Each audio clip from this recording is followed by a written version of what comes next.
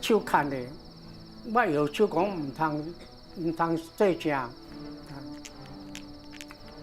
再后一个行入再后的，才将枪哦摕去阮个灶下边啊，伫咧点火呢。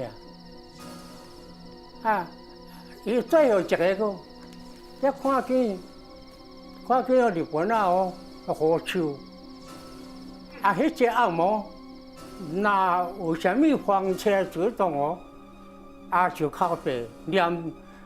老百姓规个拢总能百姓。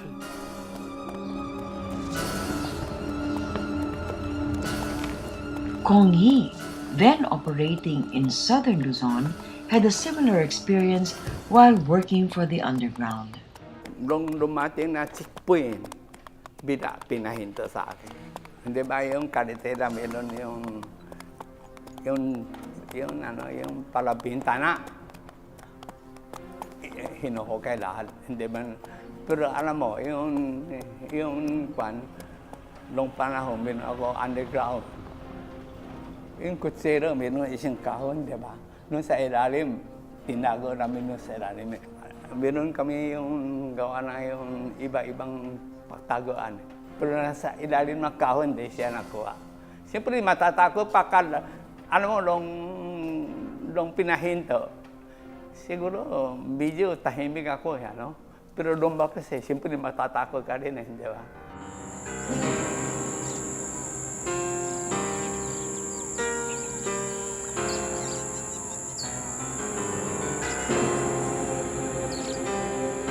Bunming says they owe their survival to the masses.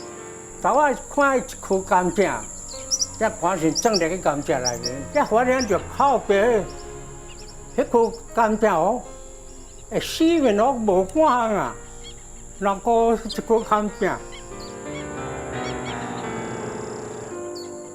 Hungry, the guerrillas feasted on sugarcane, but they were cautioned not to consume too much because the sugarcane plantation shielded them from the enemy.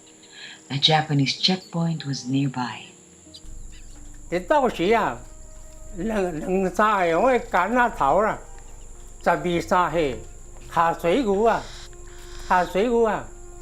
啊，再将个带来用饭哦，这呢是去甘蔗边嘞行，甘蔗行边嘞个，伊说个夹衫嘛，夹运啊，是假因啊，安尼啦，迄当时哦，那种。到记着面南西面，记着问南西面哟，那会看你3、4日无食。啊，落尾哦，才发现着讲说，咱虽然啊，伫迄个竹林，迄个稍微迄个无环境下面哦，生活一日咯，是说明讲迄个地区啊，是非常的艰苦。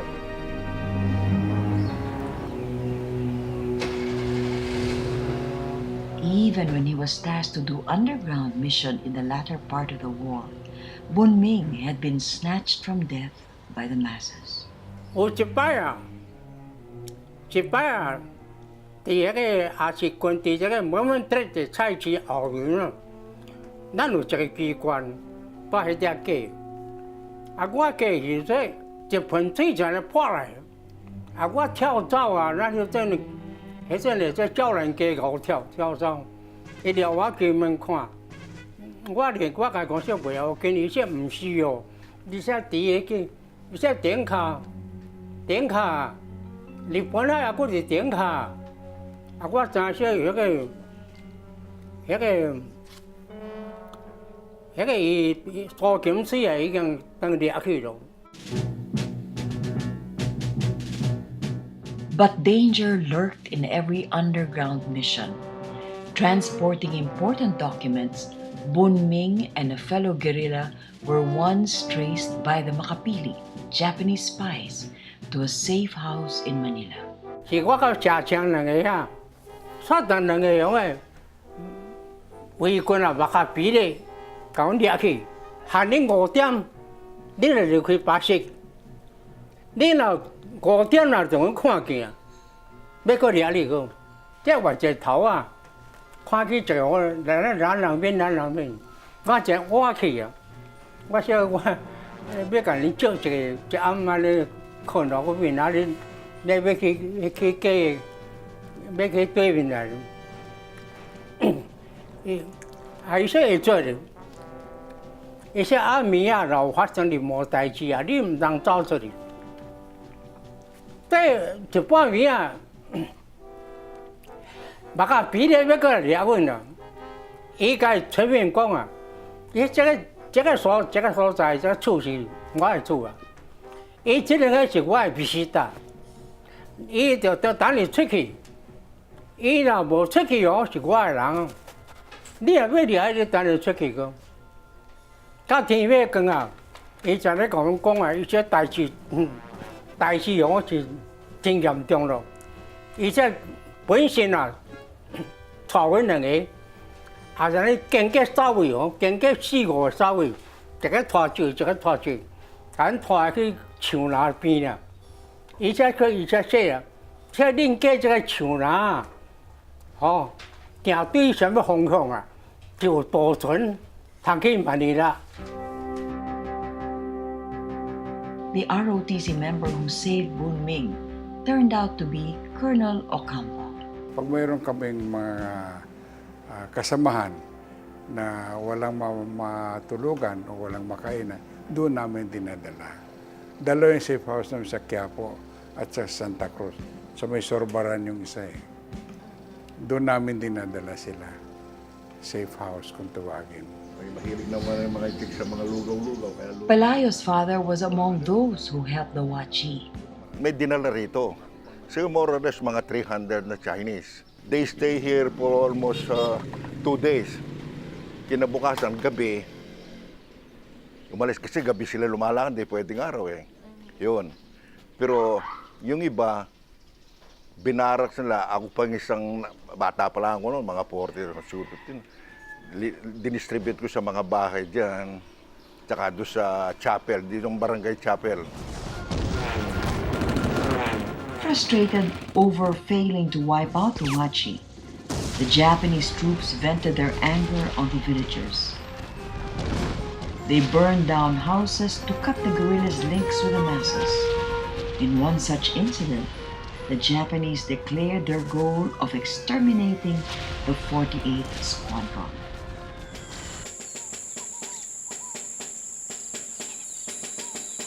Feeling the heat, Wha Chi left the tightly guarded central Luzon and embarked on a 500-kilometer trek to southern Luzon.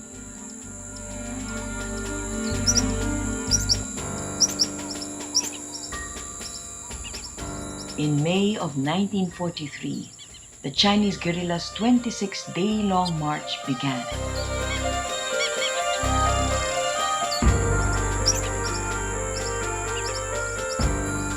They passed through the remote areas of the Sierra Madre mountain range. It was the ultimate sacrifice for the unlikely heroes. Namating sa bundok, namating sa tubig, marching sa bundok, once around boy, when we begin, Yapando, we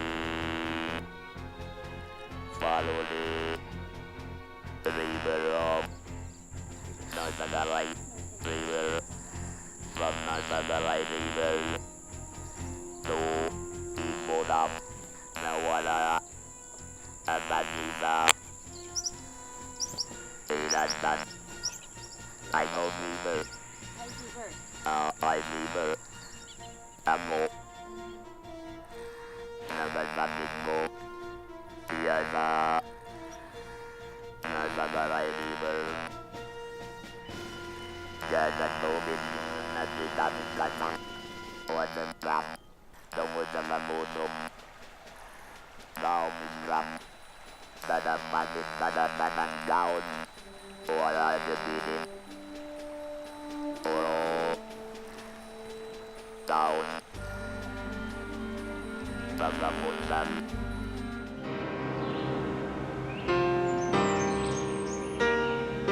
We brought no food supply and ate whatever food we found along the way. One day, we saw some horses wandering outside the village. We discovered that the Japanese attacked this village. Since the villagers were all gone, the leaders did not stop us from killing the horses. We ate well that day. We dried the leftovers in the sun and kept them. We ate these for the succeeding days. But since there was no salt on them, all of us suffered diarrhea.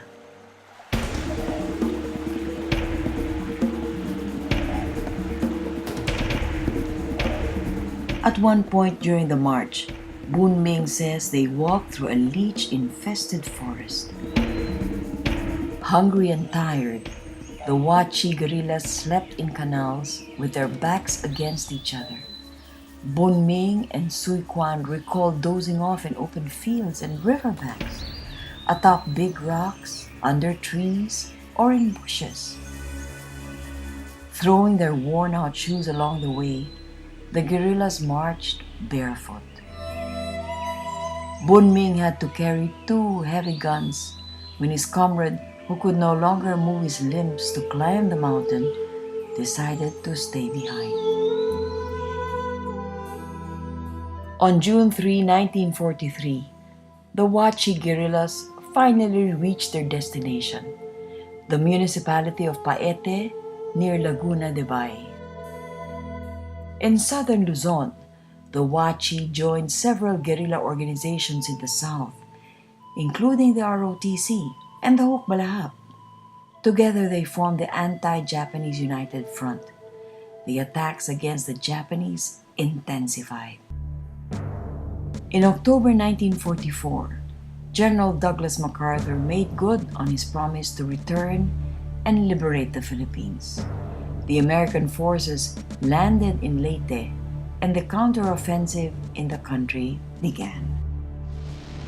The Wha Chi squadron in southern Luzon, in cooperation with other guerrilla fighting units, continued their own offensive long before the American forces reached southern Luzon. The guerrillas had already liberated the towns of Mahayhay, Nagcarlan, Lelew, Rizal, Pila, Calauan, and San Pablo. In January 1945, upon entering Santa Cruz, the capital of Laguna, a fierce 12-hour combat ensued between the guerrillas and the Japanese troops. The Wha Chi guerrillas assigned to attack from the front entered the city as Filipino troops completed the encirclement. But the enemy retreated to the church's bell tower and mounted a fierce resistance. The guerrillas set the church on fire. Kami may nagsunog. Ang gasolina, Iganisi, Mariano, gasolina, Wanap, Zabutilla, Song-song, Panagdon, Lain Bagbo, Tiga, Magrenet, De, Sunog ikan sa Bumito, dito sa Siban, Abo dito Panya. Outside the church, Santa Cruz residents crossed the line of fire to help rescue wounded guerrillas. Except for a few who managed to escape, the enemy troops were hammered. In February 1945, the Americans entered and liberated Manila from the Japanese. Coordinating with the American Allied forces, the Wha Chi guerrillas helped seize control of the offices of the Overseas Chinese Association, the Japanese Constabulary, and the Daily News. They fought Japanese soldiers who mounted stubborn resistance at the south bank of the Pasig River. That same month, the Wha Chi formed part of the Allied forces and the Filipino guerrillas that raided the Japanese internment camp in Los Baños, Laguna. They freed more than 2,000 military and civilian prisoners of war. When defeat became imminent, the Japanese Imperial Army turned desperate. They started to kill innocent civilians and prisoners of war. Yung San Pablo, yung ginawa sa China, yun ang ginawa din sa San Pablo. Pinatay ang tao, kinuha mga grocery, mga gamit. Pagkatapos, sinundok ang bahay. In San Pablo, Laguna, the Japanese ordered the men and women to assemble inside the church. They were later transferred by groups to 2 houses. Yung 600 inipon sa dalawa bahay. Ngayon, lima-lima sabi magtrabaho na labas. Ngayon, paglabas, tinatali. Doon sa labas, lati, meron na pinagawa ng 2 kanan, malaki. Yung hukay ng 2 kanan. Ngayon, paktali, pinaluhod. Yung sunalo, mayoneta. Saksak bago, sinipa. Ngayon, yung mga opisyal, yung mayoneta, puto dito. Ha? Ngayon, pagtapos yan, no? Mga moral 5 na, no? Meron iba tumakbo. Siyempre, iba hindi mamatay agad dahil saan nasa ilalim. Yung saksak, iba may sugat. Tumakbo pa. Kong Hee and his brother managed to escape. Kami nagtago doon sa Kisamin. Ha? Baka pumasok lumating hapon ha? Ngayon, punto na doon sa narating, meron yung ground ba yun, ano? Ha? Ngayon, siguro, mag-alas 2 na, ha? Ako mismo, ha? Sumama ko yung mga 5 kami, ha? Gapang kami sa Miniogan. Pag natong sa Miniogan, meron isang kanal doon. Bumaba ka kanal, lumabas kami. Nasa lubong lang namin. Nasa lubong yung isang tumakbo, yung nabuhay. Ha? In the months that followed after the liberation of Manila, the Wha Chi guerrillas participated in almost 100 battles, killing thousands of enemy soldiers. In August 1945, Japan announced its unconditional surrender. After more than 3 years of fighting, the Philippines was finally free. Tapos na yung digmaan. So, ibinaba na nilang kailang armas. Tapos na yung kanilang paglalaban sa Hapon. So, disbanded na sila. Iba doon ay nagpatuloy sa kanilang gawain bilang mga negosyante at mga profesional. At iba naman ay bumalik naman ng China para lumahok naman sa isa pang malaking digmaan doon, ito yung Chinese Civil War.